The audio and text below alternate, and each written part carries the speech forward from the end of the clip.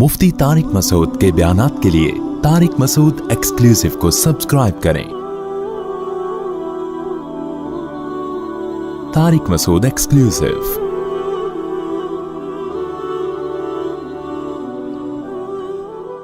एक पाकिस्तानी मुल्हिद है, बहुत ज्यादा ऊट पटांग बातें फेंकता रहता है, लंबी लंबी फेंकता रहेगा। उसने ये दावा किया, और ये जो एथियस्ट हैं ये सब ये दावा करते हैं, ये उसकी खासियत नहीं है कि हजरत ईसा नाम का कोई शख्स दुनिया में नहीं गुजरा, हजरत मूसा नाम के कोई पैगंबर, बोलो भाई, नहीं गुजरे। और फिरौन और मूसा अलैहिस्सलाम का जो वाकया है, अगर ये इतना ही ऑथेंटिक है तो किसी तारीखदान ने ये वाकया नकल नहीं किया। ये तमाम पैगंबर माज अल्लाह फर्जी वाकयात हैं, ये फर्जी है, कोई भी नहीं है, ना ईसा इब्ने मरियम, कोई कुछ भी नहीं है। अलबत्ता उसने ये इतराफ कर लिया कि मोहम्मद इब्ने अब्दुल्लाह सल्लल्लाहु अलैहि वसल्लम ये दुनिया में आए हैं। मोहम्मद सल्लल्लाहु अलैहि वसल्लम का तारीख से सबूत मिलता है कि आए हैं, ईसा अलैहिस्सलाम का सबूत नहीं मिलता। और किसी तारीख लिखने वाले ने ईसा इब्ने मरियम का जिक्र नहीं किया। ये वो लोग हैं, कुरान मजीद में सूरह नास है ना, सूरह नास, इसमें अल्लाह ने क्या फरमाया, कुल अऊज़ु बिरब्बिन नास। ये बहुत अहम बात है, इसे गौर से सुने। अल्लाह ने ये आपको उसूल हर जगह काम आएगा, सिर्फ इन लोगों के खिलाफ नहीं, हर जगह ये उसूल काम आएगा। कुल अऊज़ु बिरब्बिन नास मलिकिन नास इलाहिन नास मिन शर्रिल वसवासिल खन्नास अल्लज़ी युवस्विसु फी सुदूरिन नास मिनल जिन्नति वन्नास। देखें, सूरह फलक और सूरह नास जो नाजिल हुई वो अल्लाह की पनाह में आने के लिए मुख्तलिफ किस्म के शर और फितनों से। दुनिया में इंसान जब जीता है तो बहुत सारे फितने हैं ना, जिनसे हमें पनाह की जरूरत है। और पनाह कौन देगा? अल्लाह। अल्लाह कहते हैं मेरी रहमत की आगोश में आ जाओ तो इससे भी बच जाओगे, इससे भी बच जाओगे, और इस मुसीबत से भी बच जाओगे। तो पनाह में लाने के लिए दो सूरतें नाजिल हुई हैं, एक सूरह फलक और दूसरी सूरह नास। दोनों में बड़ा फर्क है। सूरह फलक में क्या है देखें, कुल अऊज़ु बिरब्बिल फलक, मैं पनाह मांगता हूं उस रब की जो सुबह का पैदा करने वाला है। अल्लाह की एक सिफत बयान की जा रही है कि वो रात की तारीकी, बेटा बाद में बांट देना खजूरें, बयान में सब डिस्टर्ब होंगे, ठीक है। तो रात की तारीकी को खत्म करके सुबह की रोशनी लाने वाला। तो यानी जब वो रात की तारीकी को खत्म कर सकता है, तारीकी भी तो तारीकी समझते हैं, अंधेरा, वो भी तो एक फितना है ना। इंसान बहुत से काम नहीं कर सकता। कराची में अगर आप अंधेरे में रोड पे सफर करेंगे, खड्डे में गिर जाएंगे, पता ही नहीं चलता खड्डा कब आएगा, ठीक है ना। ये भी नहीं पता चलता कि कितना गहरा खड्डा आएगा। तो स्पीड ब्रेकर सामने है या नहीं है। मेरी गाड़ी का इंजन, वो जो इंजन ऑयल लीक हुआ, स्पीड ब्रेकर सामने नजर ही नहीं आया, क्योंकि कोई निशान ही नहीं था। हम स्पीड में जा रहे थे, एकदम जब हमें पता चला कि हम चांद पे पहुंचने वाले हैं और सितारों से हम करीब हो गए हैं। ये 5-6 साल पहले मेरे साथ ये हादसा हुआ। मैं ड्राइव कर रहा था रात को बड़ी स्पीड के साथ, और हाईवे की तरफ से ना, सर्विस रोड पे था मैं, तो सर्विस रोड भी हाईवे के आपको पता है कि वो खुले होते हैं। तो बड़ी स्पीड के साथ हम आ रहे थे। जितनी स्पीड के साथ वो विमेन राइट्स की खवातीन को मारा था ना, उससे ज्यादा हमारी स्पीड थी। नहीं, उससे थोड़ी कम थी। वो ये शान नुज़ूल है इसका, जिन्होंने बयान सुना हुआ उनको समझ में आएगा। तो स्पीड के साथ जब मुझे स्पीड ब्रेकर इतना बड़ा, और उस पर कोई निशान नहीं है, कोई लाइट नहीं है, कुछ भी नहीं। तो जैसे ही हम वहां पहुंचे तो ऐसे सितारे जो है ना बिल्कुल करीब नजर आए कि यार इतना डिस्टेंस थोड़ा सा आज कम महसूस हो रहा है सितारों का, जितना पहले। चांद कुछ बड़ा बड़ा नजर आ रहा है। उसके बाद जब पुराना डिस्टेंस बहाल हुआ तो पता चला कि भाई गाड़ी उछल के धड़ाम से नीचे आई है। खैर ये वाकये का हिस्सा नहीं, इस पे शॉर्ट क्लिप बना देंगे, लोग बोलेंगे देखो मुफ्ती साहब ممبر پہ گاڑی کے واقعات سناتے ہیں. تو میں کراچی کے روڈوں کا تھوڑا سا ہلکا سا بتا کے بس چلتا ہوں آگے. تو وہ ہوئی, ہم بچ گئے, اللہ کا شکر ادا کیا, چلو بھائی چلتے رہے. لیکن وہ ہوا یہ کہ انجن آئل جو ہے نا لیک ہو گیا, اور وہ آہستہ آہستہ لیک ہوتے ہوتے انجن سیز ہو گیا, پتہ ہی نہیں چلا. تو یہ ہوتا ہے کراچی, جان بچی لاکھوں پائے, اس پہ لوگ شکر ادا کرتے ہیں, ہم نے بھی شکر ادا کیا. خیر, تو رات کی تاریکی ایک فتنہ ہے. اصل میں یہ بتانے کے لیے پورا واقعہ سنایا کہ کراچی میں یہ بہت اچھی طرح سے سمجھ میں آتا ہے. تو اللہ نے قسم اٹھائی, اللہ نے ہمیں بتایا کہ تم اللہ کو اس صفت کا واسطہ دو کہ اے اللہ تو رات کی تاریکی کو دور کر کے صبح پیدا کر دیتا ہے, تو اے صبح کے مالک میں تیری پناہ میں آنا چاہتا ہوں. اللہ کی اس صفت کو ہائی لائٹ کیا نا. دیکھو جب کسی سے کوئی چیز مانگی جاتی ہے تو اس کو اسی مناسبت سے واسطہ دیا جاتا ہے نا. آپ چاہ رہے ہو کہ سامنے والا مجھ پہ رحم کرے, تو آپ اسے یوں کہو گے اے رحم دل, یہ کہو گے نا اے رحم دل. بھیک مانگنی ہے اے سخی انسان, اگر آپ اسے یوں کہو کہ اے کنجوس آدمی تو وہ تو نہیں دے گا. تو اللہ نے ہمیں اپنے آپ سے مانگنے کا سلیقہ بتایا ہے کہ جس چیز سے پناہ مانگنا چاہتے ہو نا, تو اللہ کو اسی کی مناسبت سے اس صفت کا واسطہ دیا کرو. یہ اللہ نے ہی سکھایا ہمیں, اللہ ہی سکھاتا ہے. آدم علیہ السلام جب جنت سے نکلے پریشان, میں اللہ سے دعا کیسے مانگوں, اللہ نے ہی سکھائی کہ ایسے مانگو. تو قل اعوذ برب الفلق, اے اللہ میں صبح کے رب کی پناہ میں آتا ہوں. یوں دعا مانگو. اللہ نے ہمیں قل کہہ دو میں پناہ مانگتا ہوں صبح کے رب کی. اللہ کو اس کی ایک صفت کا واسطہ دیا گیا ہے, اور جو پناہ مانگی گئی ہے کتنی چیزوں سے, من شر ما خلق, جتنی چیزیں اللہ نے پیدا کی ان کے شر سے, ومن شر غاسق اذا وقب, اور رات کے شر سے جب وہ پھیل جائے. بھائی شور, بھائی ویڈیو نہ بنائے, بالکل الاؤ نہیں ہے, ٹھیک ہے نا, مجھے بتا دیا کریں نا. ومن شر غاسق اذا وقب, اور بہت سی باتیں ایسی ہوتی ہیں نا جو اپلوڈ کرنے کے قابل نہیں ہوتی, فتنہ پھیل سکتا ہے اس سے, تو ہم اس کو نکال دیتے ہیں. ومن شر غاسق اذا وقب, اور رات کے شر سے جب وہ پھیل جائے. ومن شر النفاثات فی العقد, اور جو عورتیں جادو کرتی ہیں, گریں لگا لگا کے پھونکتی ہیں. جادو میں یہ بھی ہوتا ہے, جادو سے ڈرنے کی ضرورت نہیں ہے, لیکن جو جادو کرتے ہیں وہ گریں لگا لگا کے نام پڑھ پڑھ کے پھونکے مارتے ہیں. تو ان سے بھی کتنے شر ہو گئے, 3. ومن شر حاسد اذا حسد, اور حسد کرنے والے کے شر سے جب وہ حسد کرنے لگے. اللہ کو ایک صفت کا واسطہ دیا اور پناہ مانگی گئی 4 چیزوں سے. لیکن سورہ ناس میں معاملہ الگ ہے. قل, اے نبی کہہ دیجئے, اعوذ برب الناس, میں پناہ مانگتا ہوں لوگوں کے رب کی, جو لوگوں کو پالنے والا ہے. پالنے میں حفاظت بھی آ گئی نا, لوگوں کی حفاظت کرنے والا. ملک الناس, جو لوگوں کا بادشاہ ہے. یہ اللہ کو اس کی دوسری صفت کا واسطہ دیا جا رہا ہے. الہ الناس, لوگوں کا خدا ہے, معبود ہے. اللہ کو اس کی تیسری صفت کا واسطہ دیا جا رہا ہے. اور پناہ صرف ایک چیز سے مانگی جا رہی ہے, من شر الوسواس, وسوسہ ڈالنے والوں کے شر سے. نہیں آ رہی بات. سورہ فلق میں اللہ کو صرف ایک صفت کا واسطہ دیا اور پناہ مانگی ہے 4 چیزوں سے. یعنی اس میں یہ بتا دیا کہ جن 4 چیزوں سے پناہ مانگ رہے ہو یہ اتنی خطرناک نہیں ہے, بس اللہ کو ایک صفت کا واسطہ بھی دو گے تو دعا قبول ہو جائے گی. ان سے پناہ میں لانا کوئی اتنا مشکل کام نہیں ہے, اور یہ بہت زیادہ خطرناک چیزیں نہیں ہیں.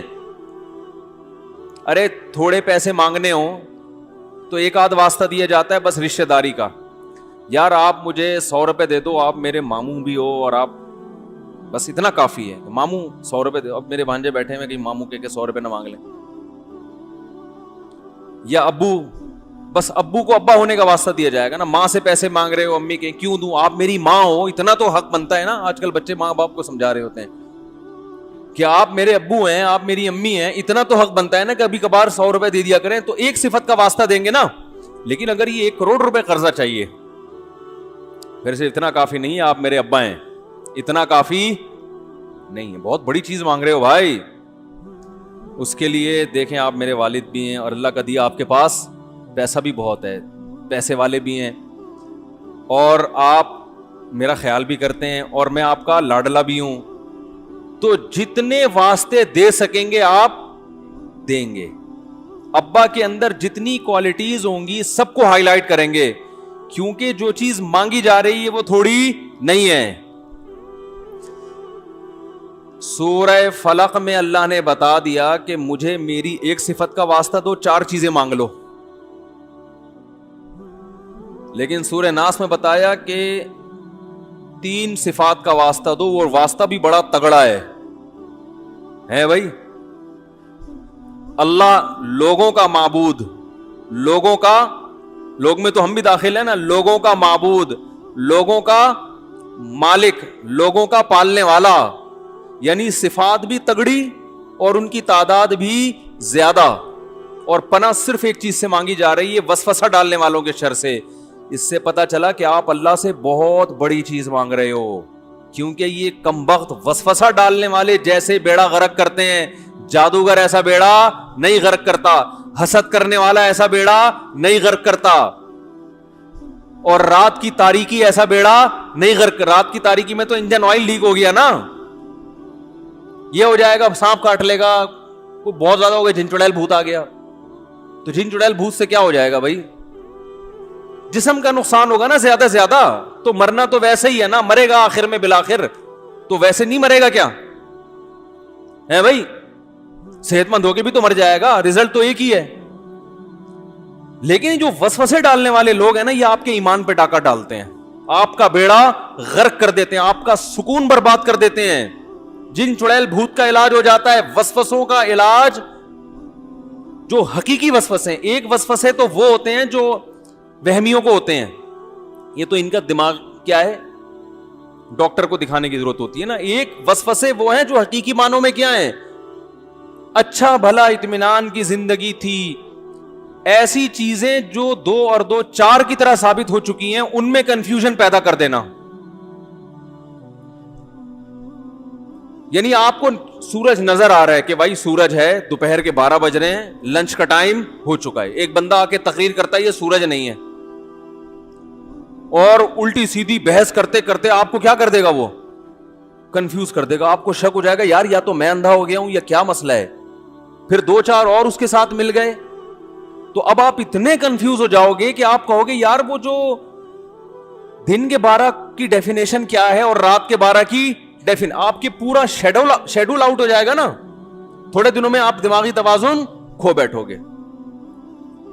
تو وہ چیزیں جو 2 اور 2 4 کی طرح ثابت ہیں, جو وسوسہ ڈالنے والے لوگ ہیں, ان چیزوں میں کنفیوژن پیدا کر کے آپ کو سیدھے راستے سے ہٹا دیتے ہیں. اور جب آپ بھٹکتے ہو تو پھر یہ نہیں کہ دوسرے ٹریک پہ چلنا شروع ہو جاؤ, کسی ٹریک پہ چلنے کے قابل نہیں رہتے. جیسے کہ آج کل وہ انجینئر صاحب کر رہے ہیں, وہ بھی یہی کام کر رہا ہے.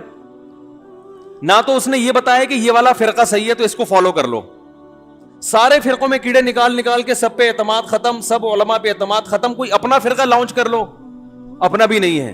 تو نتیجہ کیا نکلتا ہے, لٹکا ہوا ہے آدمی, نہ ادھر کا نہ ادھر کا. اور ایسے لوگوں پہ خود بھی کچھ دنوں میں اعتماد ختم.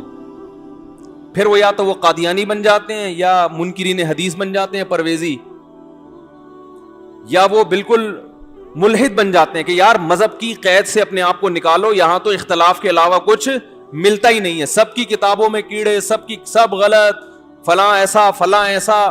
پھر تھوڑے دن میں انسان کہتا ہے یہ اکیلا صحیح کیسے ہو سکتا ہے, نتیجہ یہ نکلتا ہے کہ یہاں سے بھی جاتا ہے. تو جو طے شدہ باتیں غامدی صاحب نے کیا, رجم پوری امت کا اجماع ہے کہ شادی شدہ مرد کو کیا کیا جائے گا, رجم.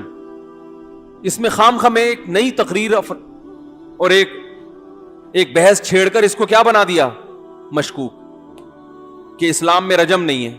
بیٹھے اب عامی آدمیوں کو تو پاس دلائل نہیں ہوتے نا, उससे वो रजम का भी आमी आदमी ने इनकार किया, और जितने बड़े बड़े फुकाहा मुहद्दिसीन जो इसके कायल हैं कि शादीशुदा मर्द जब जिना करेगा तो पत्थरों से मार के हलाक किया जाएगा, ये शरई सजा है, उन तमाम उलमा पर भी एतमाद, बोलो भाई, खत्म। मुनकिरीन हदीस क्या करते हैं, ऐसी ऐसी बातें निकाल के लाते हैं कि आपका हदीस पर से एतमाद खत्म, लेबल लगाते हैं हम सिर्फ कुरान को फॉलो करते हैं, लेकिन अंजाम यह होता है कि आपका कुरान पर से भी एतमाद खत्म।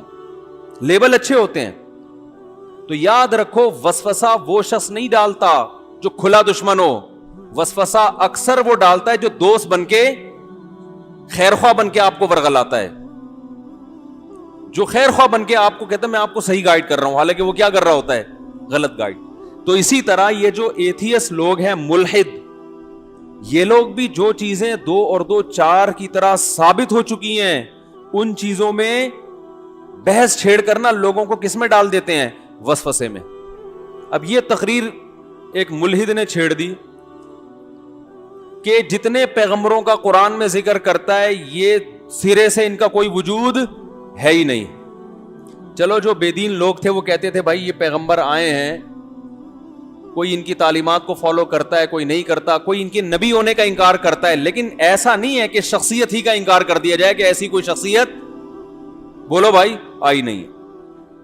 तो मुझे ख्याल हुआ कि मैं इसके सामने बैठा होता तो मैं इससे कहता कि आप ये कह रहे हो कि हजरत ईसा इब्ने मरियम नाम का कोई शख्स या ये शख्सियत दुनिया में आई नहीं है, किसी मुअर्रिख ने, कोई तारीखदान ने नहीं लिखा। मुझे एक बात बताओ, जितनी तारीखें लिखी गई हैं उनमें हिस्ट्री की जो डेट बयान की जाती है वो तो हजरत ईसा की तरफ मंसूब की जाती है कि नहीं की जाती? कोई मुअर्रिख ऐसा है जो हिजरी या ईसवी साल के अलावा किसी और तारीख से बात करता हो? क्या हो गया?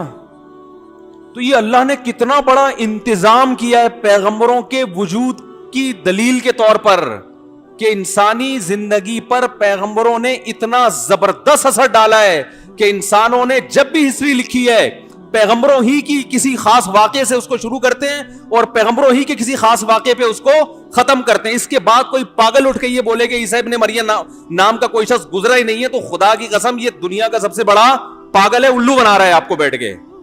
ये 2 और 2 4 की तरह जो बातें साबित है ना, उनका इंकार करके सिवाय वसवसे डालने के और कोई काम नहीं कर रहा। जब भी हिस्ट्री लिखी जाएगी तो या तो कबले मसीह या तो हिस्ट्री लिखी जाती है हमेशा पैगंबरों, क्योंकि पैगंबरों का असर इतना ज्यादा इंसानियत पे रहा है कि इससे ज्यादा दूसरी शख्सियतों का असर इंसान पे रहा नहीं है। दुनिया की जो सबसे मुअस्सिर तरीन शख्सियतें हैं, आप उनके वजूद का इंकार कर दिया अगर आपने, फिर किसी भी शख्स के वजूद को कोई भी किसी तरह से इंकार कर सकता है। फिर न्यूटन और एडिसन तो कोई किसी खेत की मूली है ही नहीं।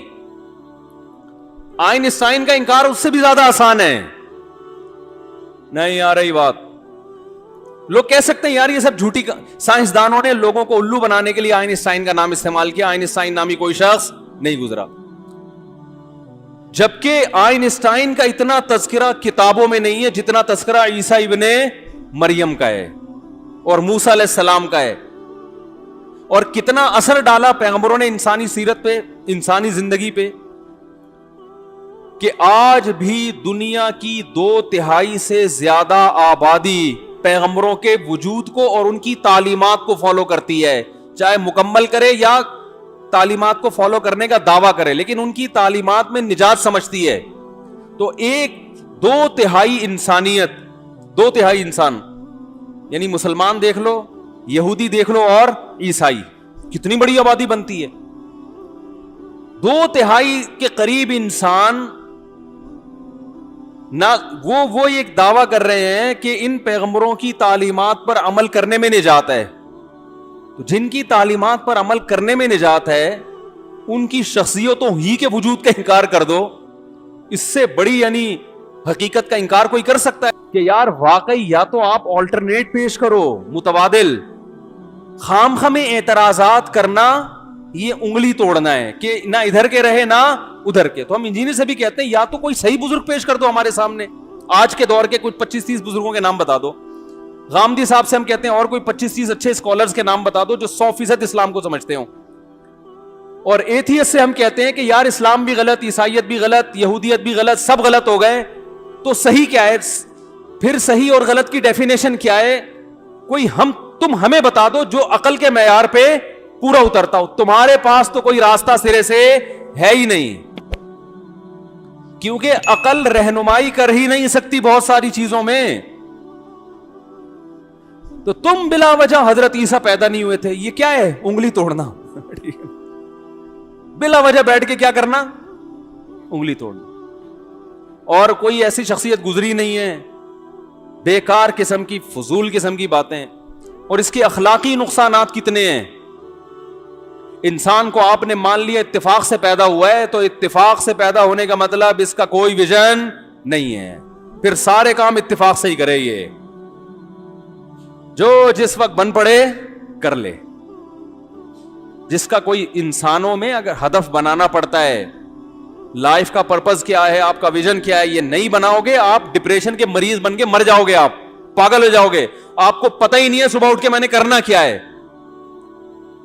یا تو آپ ہوس کے پجاری بن جاؤ گے, نفس کے غلام, بس شہوتیں پوری کرنی ہے میں نے, ہر آنے والا دن پہلے سے زیادہ لذت میں گزرے. تو یہ انسانوں کا ویژن نہیں ہو سکتا, اس سے تعمیری سوچ پیدا نہیں ہو سکتی. تو پھر تعمیری سوچ کیسے پیدا ہوگی آپ بتاؤ؟ ان کے پاس کوئی راستہ نہیں ہے.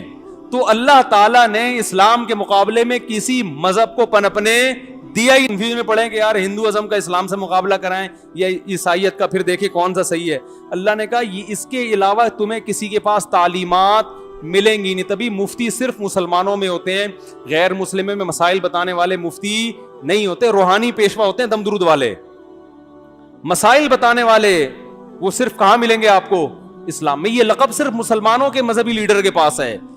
عیسائیوں میں پادری ملے گا, مسائل بتانے والا نہیں. وہ وراثت نہیں بتائے گا کہ باپ مر گیا تو بیٹے کو کتنی وراثت, پادری کبھی نہیں, اس کے پاس ہے ہی نہیں بتانے کے لیے. وہ کہے گا لا کو فالو کرو. جبکہ ہمارے ہاں عدالتیں ہمارے پاس فتویٰ بیچتی ہیں کہ مفتی سے پوچھو کہ کتنا. کل ایک مسئلہ آیا, طلاق کا مسئلہ گیا ہوا تھا عدالت میں, میاں بیوی میں پھڈا ہو رہا تھا, کوئی کہہ رہا تھا ہو گئی ہے, کوئی کہہ رہا نہیں. تو عدالت جج پریشان تھا, اس نے کہا کسی مفتی سے فتویٰ لے کر آؤ کہ ان الفاظ سے طلاق ہوتی ہے یا نہیں. تو ہمارے ہاں تو جامع رشید میں آتے رہتے ہیں, عدالت سے آتے ہیں, عدالت فتویٰ مانگتی ہے, بھائی ہمیں نہیں پتا, مفتی سے فتویٰ لکھواؤ. وراثت کے مسائل بہت دفعہ.